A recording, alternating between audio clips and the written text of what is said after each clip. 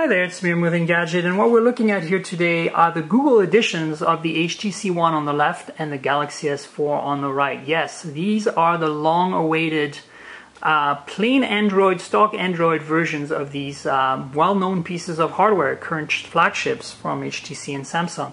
Now, the one on the left here is the HTC One, and that was announced a little bit after I/O.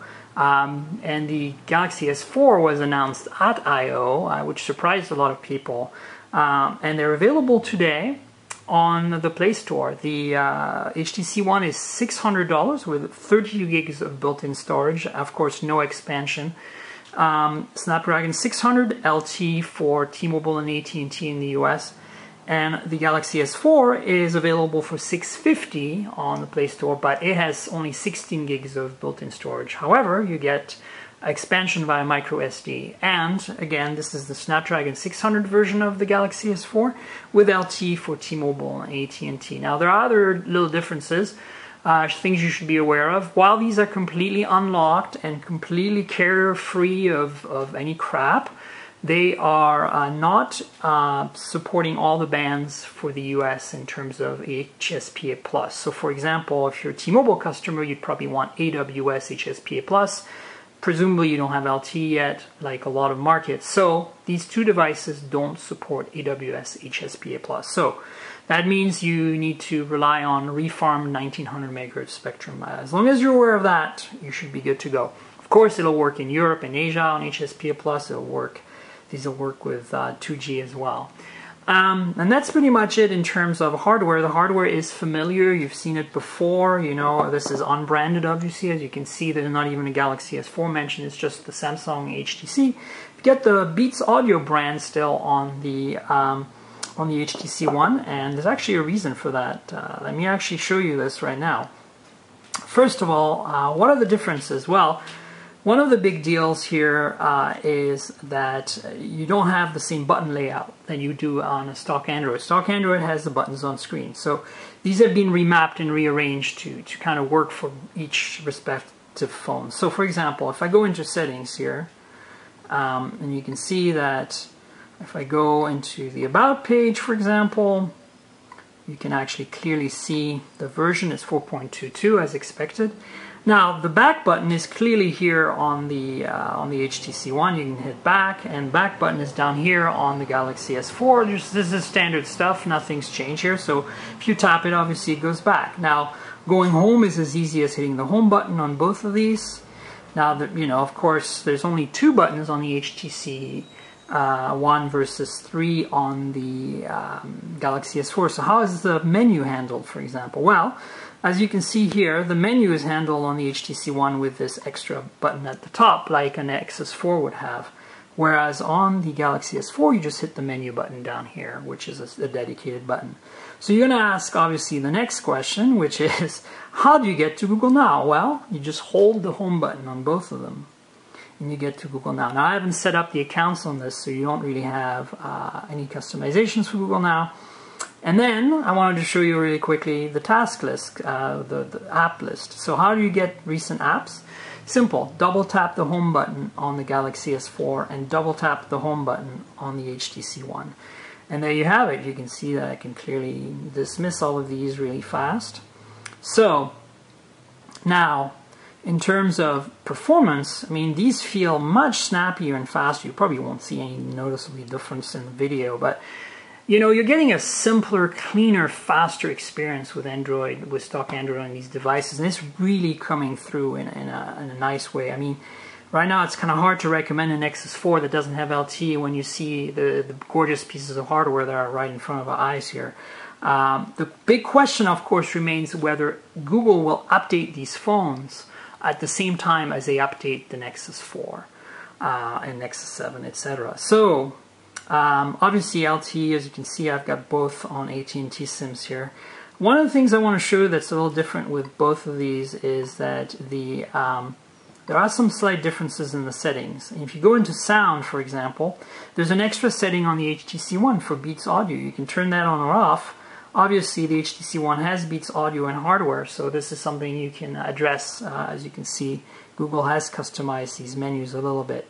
Same with the camera. Obviously, you know that you're not getting any of the S features on the Galaxy S4, on none of the TouchWiz stuff. You're not getting any of Sense 5, like blink feed and stuff like that on the HTC One. So that means the camera is also a stock camera. And how does that work? Well, you obviously lose a lot of the advantages, all the special settings you normally find on a Galaxy S4 or an HTC One.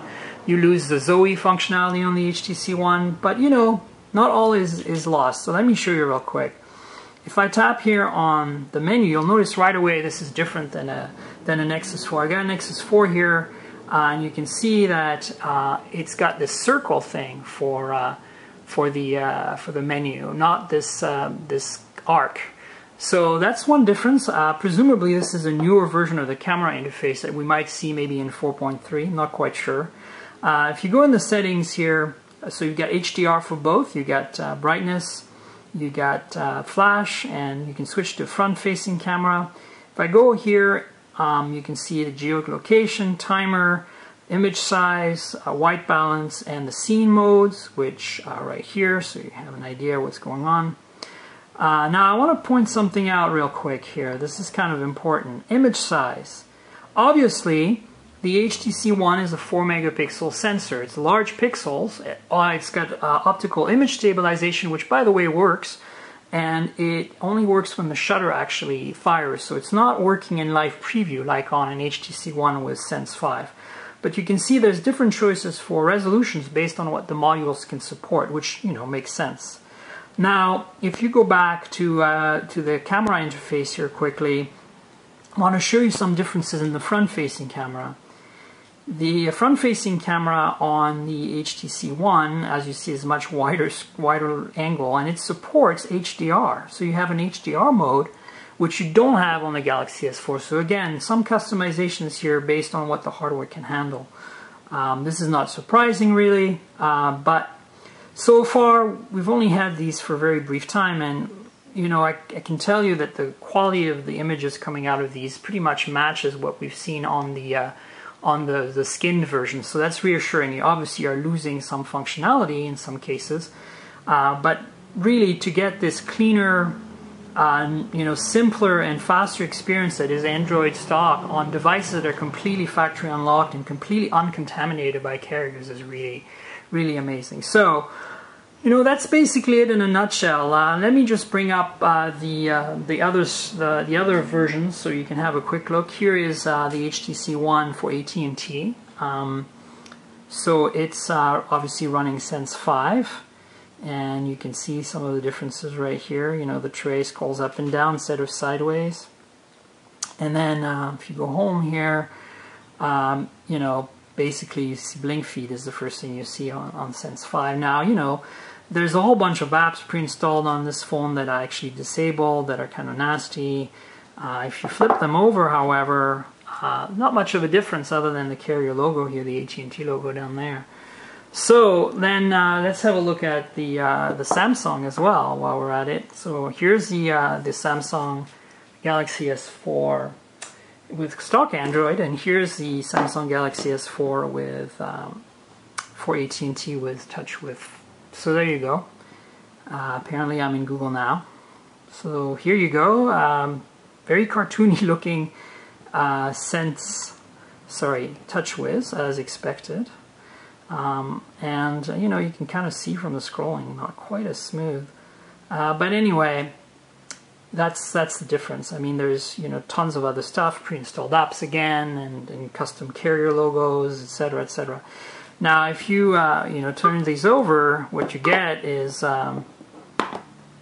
you know, again, just a carrier logo on the AT&T version, obviously, but that's to be expected. So, you know, this is it basically in a nutshell. The HTC One and the Galaxy S4 Google edition, as it were, with stock Android. Check out our hands-on on Engadget.com. Cheers.